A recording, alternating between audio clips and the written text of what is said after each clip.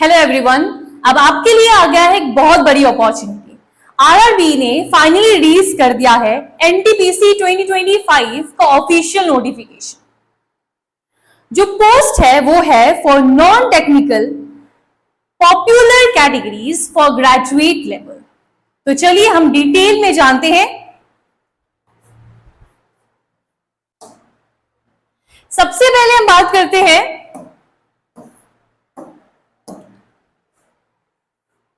Employment news के बारे में। एम्प्लॉयमेंट न्यूज जब ये न्यूज में आया कब आया, इसके बारे में हमें जानकारी मिली 4 अक्टूबर को।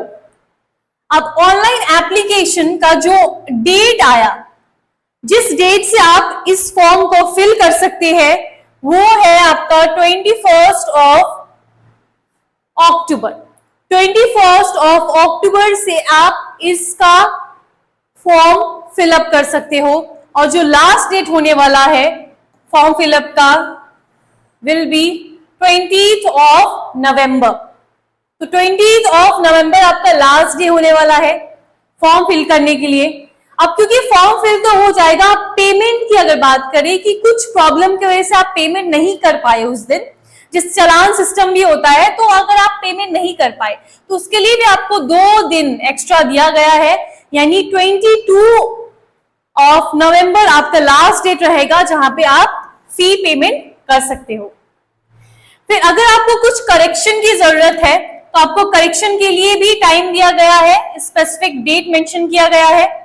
और अगर हम बात करें जो स्क्राइब कैंडिडेट्स हैं, स्क्राइब कैंडिडेट्स के लिए जो उनको एप्लीकेशन जो पोर्टल होते हैं उनका भी डेट यहां पे प्रोवाइडेड है, 3 दिसंबर से 7 दिसंबर 2025। ठीक है, तो चलिए आगे जानते हैं। आगे हम जानते हैं पोस्ट के बारे में, कितने सारे पोस्ट है। So as you can see, chief commercial cum ticket supervisor, station master, goods train manager, junior accounts assistant cum typist, senior clerk cum typist, traffic assistant. अब ये सब क्या है, इनका इनिशियल पे आप यहाँ पे देख सकते हो। इनिशियल पे यहाँ पे सबसे ज्यादा जो है वो आप यहाँ देख सकते हैं, राइट, जो स्टेशन मास्टर का है और chief commercial cum ticket supervisor का होता है। लेकिन अगर मैं बात करूं सबसे ज्यादा वैकेंसी के बारे में, तो सबसे ज्यादा वैकेंसी आपके है गुड्स ट्रेन मैनेजर के। आप देख सकते हैं टोटल है 3416। सबसे ज्यादा वैकेंसीज आपके गुड्स ट्रेन मैनेजर के लिए यहाँ पे दिए गए हैं। आपका जो एज होना चाहिए वो 18 साल का होना चाहिए। 18 साल के हो तो आप इस फॉर्म को फिल कर सकते हो, और 33 साल तक हो तब आप ये फॉर्म फिलअप कर सकते हो। 33 से ऊपर नहीं होना चाहिए, 18 से नीचे नहीं होना चाहिए।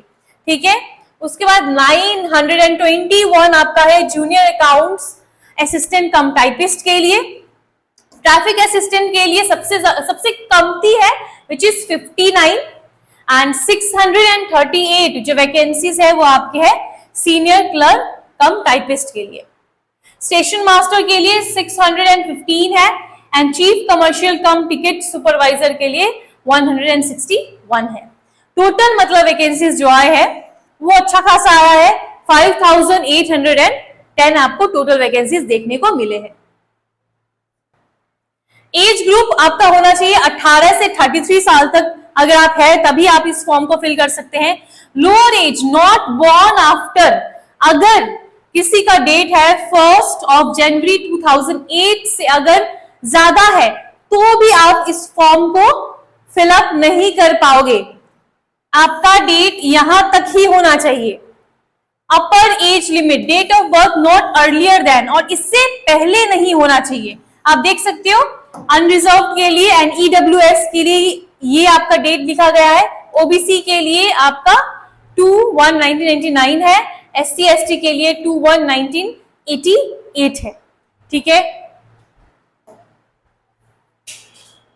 अब एज रिलैक्सेशन जो एससी और एसटी कैंडिडेट्स को मिलते हैं वो है 5 साल। 5 साल का आपका एज रिलैक्सेशन होगा। ओबीसी के लिए 3 साल के लिए है, और ex service with at least 6 months continuous service after attestation. अब एक्स सर्विस मैन के लिए अलग अलग यहाँ पे दिए गए हैं, 3 साल, 6 साल, 8 साल, ये आपके अनरिजर्व के लिए, ओबीसी के लिए और एससी एसटी के लिए। और पीडब्ल्यूबीडी के लिए भी आप देख सकते हो पर्सन्स विद बेंचमार्क डिसेबिलिटीज, इनके लिए भी एज रिलैक्सेशन दिया गया है। अगर जो डिसेबिलिटीज है जिनका वो अनरिजर्व है कैंडिडेट है तो 10 साल का मिलेगा उनको, ओबीसी है तो 13 साल मिलेगा, एससी एसटी है तो उनको 15 साल मिलेगा। ठीक है, अब बात करते हैं हम लोग फी पेमेंट के बारे में। तो फी पेमेंट क्या होगा फॉर ऑल कैंडिडेट्स, हर एक कैंडिडेट्स के लिए except categories mention below, out of this is 500 as you can C.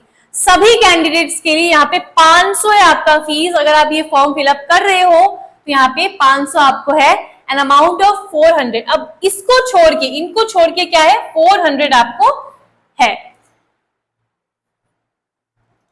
All be refunded due to deducting bank charges are applicable appearing on first stage, लिए first CBT के लिए होगा।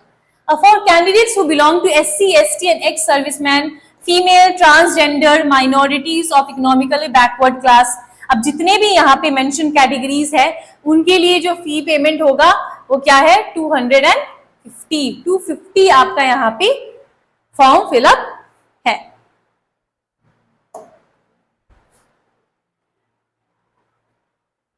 आगे देखिए, अब यहाँ पे क्या लिखा हुआ है जो इंपॉर्टेंट है इस चीज के लिए देखते हैं। यहाँ देखो, जैसे यहाँ पे देखिए first stage computer based test.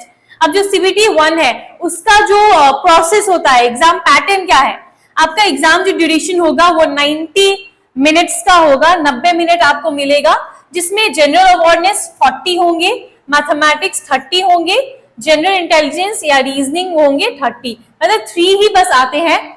English यहाँ पे नहीं आता है। जो खासकर बहुत सारे एस्पिरेंट्स है जो इंग्लिश से डर लगता है तो उनको तो ये फॉर्म फिलअप करना ही चाहिए। तो 40 है, मैथमेटिक्स में 30, एंड आप देख सकते हो वेटेज भी मैथमेटिक्स का कंपैरेटिवली थोड़ा कम है जनरल अवेयरनेस से, और रीजनिंग में भी आप देख सकते हो 30 है। टोटल क्वेश्चंस आपके पास 100 रहने वाले हैं। ये सब आपका यही दिया गया है कि मैथमेटिक्स में क्या क्या आते हैं, आपका ओवरऑल सिलेबस यहाँ दिया गया है, जनरल इंटेलिजेंस में भी एंड जनरल अवेयरनेस के लिए भी यहाँ पे मेंशन किया गया है। देख सकते हैं आप जनरल अवेयरनेस के लिए, रीजनिंग के लिए, मैथ्स के लिए आपका सिलेबस यहाँ पे ओवरऑल दिया गया है। और ये जो है ये पैटर्न है आपका सेकेंड स्टेज ऑफ CBT। अब जिनका CBT 1 क्लियर हो जाएगा उनको CBT 2 के लिए एग्जाम जो पैटर्न होने वाले हैं, जो टाइम मिलेगा आपको 90 मिनट्स का टाइम होगा। जनरल अवेयरनेस 50 आएंगे, मैथमेटिक्स 35 और general intelligence and reasoning 35। Total number of questions आपके होंगे 120। ओके, अब ये ओवरऑल आपका सिलेबस रहने वाला है, बाकी आप देख सकते हैं। The summary of the various stages of recruitment process। अब देखिए यहाँ पे ज्यादा क्या होता है, सेम ही है। जैसे टाइपिंग स्किल कोई एग्जाम में आएगा, कोई एग्जाम में नहीं आएगा। तो गुड्स ट्रेन मैनेजर में क्या है, कॉमन फॉर ऑल पोस्ट, सब दोनों में कॉमन है। अब कॉमन क्या है आप देख सकते हो, यहाँ पे आपको नहीं होते हैं, यहाँ पे आपका computer based typing skill test नहीं है, बाकी सब में आपके है। जैसे यहाँ पे है और इसमें भी नहीं मिलेगा और यहाँ पे है, तो इसको मैंने सर्कल किया है, उसमें आपको computer based typing skill test होगा। बाकी जिनमें नहीं मेंशन किया गया है वहां पे आपका कोई भी टाइपिंग टेस्ट नहीं होगा। जिसमें आप देख सकते हो यहाँ पे इतने सारे वैकेंसीज थे, राइट, तो ये आपके बहुत अच्छा आप फिलअप कर सकते हो इस चीज के लिए।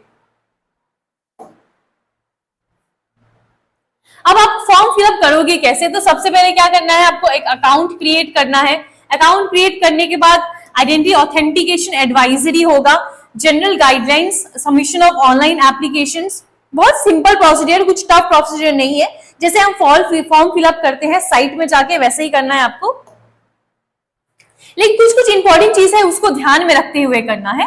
जैसे candidate signature and candidates are required upload scan copy of signature. जो आप सिग्नेचर का स्कैन कॉपी जो प्रोवाइड करेंगे वो क्या होना चाहिए, ब्लैक इंक में होना चाहिए। Black ink, not red, not green, या फिर कोई भी अलग नहीं चलेगा, ब्लू भी नहीं चलेगा, ब्लैक इंक पेन होना चाहिए, वो भी व्हाइट सफेद पेपर के ऊपर। और ये भी सिग्नेचर भी आपको ध्यान देना है। इमेज फाइल फॉर्मेट जो होगा वो JPG ही होना चाहिए। और जो फाइल साइज होगा 30 KB एंड 49 KB। इस चीज को आपको ध्यान में रख के फिर आपको फॉर्म फिलअप करना है।